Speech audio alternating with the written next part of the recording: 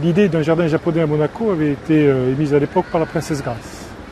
Donc, le projet n'avait pas pu se faire de son vivant, donc le prince Régnier, après la disparition de la princesse, a voulu donner suite à ce projet.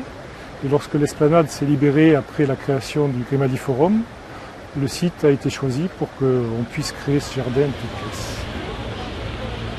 Donc on avait à l'époque deux alternatives. Soit l'État envoyait du personnel de chez lui au Japon pendant plusieurs mois pour se former, soit on prenait la tâche d'un paysagiste japonais. Donc l'État a privilégié la seconde méthode. Et donc lors de l'exposition universelle à Osaka, à laquelle Monaco avait participé, on a sélectionné à cette occasion un paysagiste qui a élaboré le plan et qui a suivi tout le jardin depuis cette date. Osaka, c'était 90. Ce paysagiste s'appelle M. Yasuo Beppu.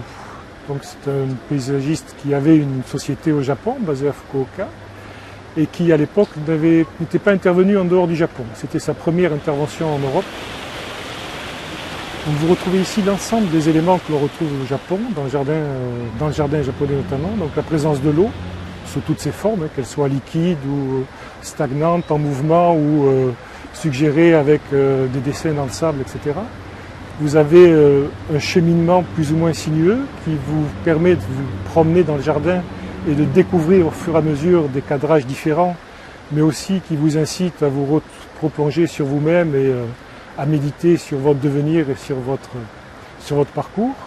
Vous avez un certain nombre de végétaux qui ont été choisis par le paysagiste et qui ont été sélectionnés à la fois par leurs caractéristiques dites japonaises entre guillemets, mais aussi par leur référence au pays où on se trouve.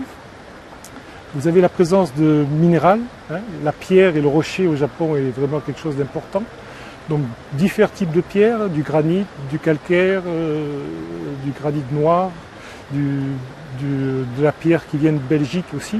Donc tout un assemblage de pierres qui semble un petit peu aléatoire mais qui a été très étudié en amont par le paysagiste.